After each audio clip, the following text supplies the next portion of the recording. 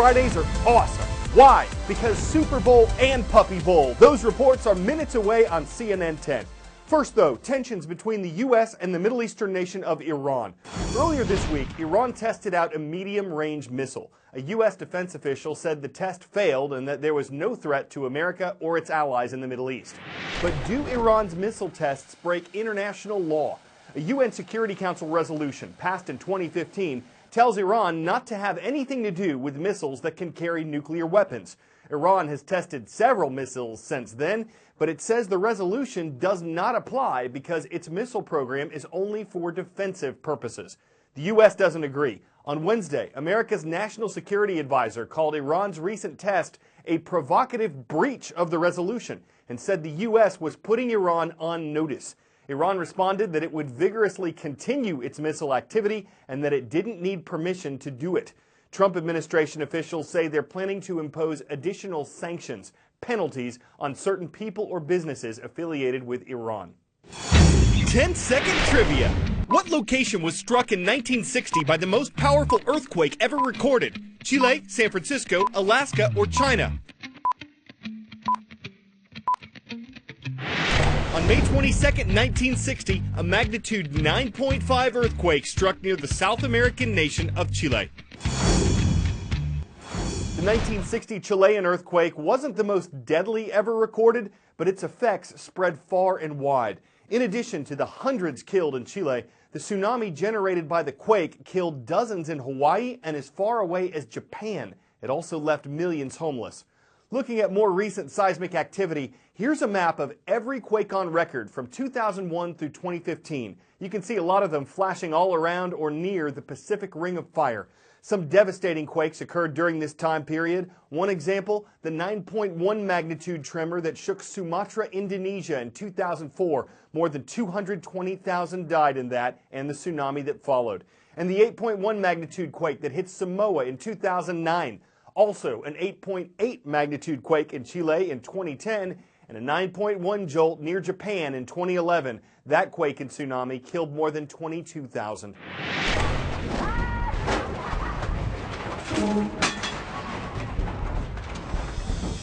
Number 1. An earthquake occurs when two blocks of the earth slip past each other. Now, for most of the time, those blocks are together with friction, but they are building up energy because they are moving in different directions. When one block decides to slip, all of a sudden that energy is released by seismic waves, kind of like ripples on a pond, creating the earthquake. Number 2. An earthquake can occur very near the surface of the earth. Those earthquakes are typically very destructive, or as deep as 400 miles down into the crust. Now, where the shaking actually happens, that's called the hypocenter, but directly above it on the surface, that's called the epicenter. Number 3. The power of an earthquake is called magnitude.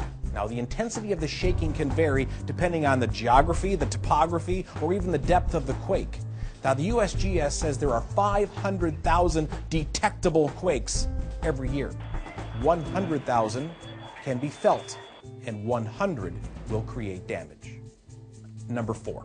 Earthquakes themselves actually don't kill that many people. It's the natural and man-made structures that fall to the ground during the shaking that injure and kill. Number 5. The majority of all earthquakes and volcanoes happen along plate boundaries. The largest is the Pacific Plate and its series of boundaries all along the Pacific Ocean, known as the Ring of Fire. Okay, big game this weekend in the U.S. Pro football is the most popular sport in the country, and its championship game, the Super Bowl, kicks off at 6:30 p.m. Eastern on Sunday. Why this gets so much attention? For one thing, it's routinely viewed by more than 1/3 of the entire country. Nielsen ratings indicated last year's game averaged almost 112 million viewers. That only counts people who watched in a home, not restaurants. Advertisers paid $5 million for each 30-second spot, and this was for a game that came in at number 3 in terms of viewership. The all-time TV record was set in 2015 when Super Bowl 49 got more than 114 million viewers. Will this year's Super Bowl 51 break that record? We'll know after the Atlanta Falcons play the New England Patriots in Houston, Texas. And while all the players in this game are men, that's not the case across the sport. I'll get shouts like, "Number 2, you look like a girl." And it's like, well, I am a girl. If you take your helmet off around somebody who is not expecting it, you can kind of see them squint. Their reaction's like, wow, that was football. What do you think I'm doing 3 days a week, my entire life? Powder puff? You think we're just prancing around? I think they fit your like lingerie or whatever.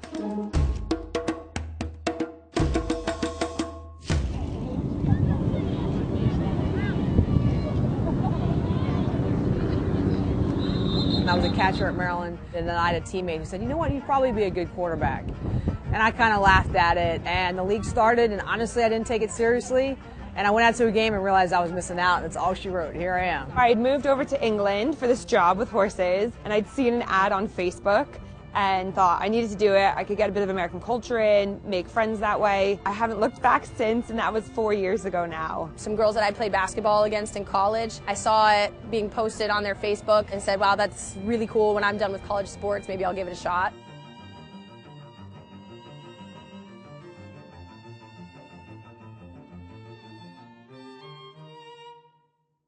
Each player has to pay about $500 to $1,000 a season. That doesn't mean you can't go out and get sponsorships, ticket sales, help, things like that. Fields alone, these days it's $200 an hour. We all are personally insured, so you have to have insurance to play in this league for obvious reasons. So it's an expensive sport. Every year is close to $1,000 just for fees. You're not counting equipment, you're not counting accessories, medical bills, anything like that, so it's upwards tens of thousands of dollars.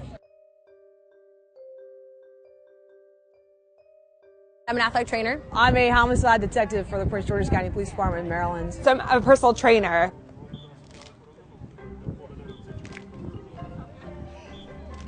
It's 3 times, a week for 8 months. I play Saturdays, I coach Sundays, I've got Thursdays, and then you get your international games, and I actually play on a men's team as well. I play middle linebacker, and I'm actually quite small for that role. But I'm very effective at what I do, and I want to be looked at as an athlete just like the other girls here. The chance to play football, now that I have it, is almost everything. It's changed my life in more ways than you can imagine, in the people that you meet, in the avenues that it's opened up for me, the places that it's taken me. I ended up in Pittsburgh, moving out of New York City because of the Pittsburgh Passion. So it's like at some point you have to consider those decisions were made because of football. When I first started playing, we would literally find a patch of grass. We would use our headlights for practice. Hopefully, 10 years from now, this is, just this standard, and the mindset's changed. The best comment I've ever had was that I would never know you're a woman until you took your helmet off, which means tells me we're playing the sport right, we're doing it right, and we're building it. 1, 2, 3, women's football!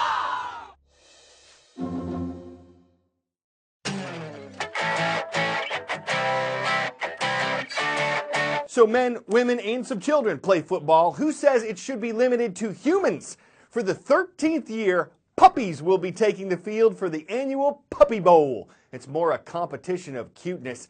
The game, which airs at 3 p.m. on Super Bowl Sunday, helps some of these pups get adopted. They come from shelters across the country. They're all between about 12 and 20 weeks old. They're a mix of breeds, including mixed breeds. And the ref says he's been bitten, chewed, scratched, and needs to avoid stepping on tails. So there are a couple of things to watch out for. The players are all scrappy, and though victory is pup for grabs, it's still a sport with bite, though its bark is probably worse. At least the winning treats could make for a Super Bowl. I'm Carl Azuz, dogging you with puns for CNN 10.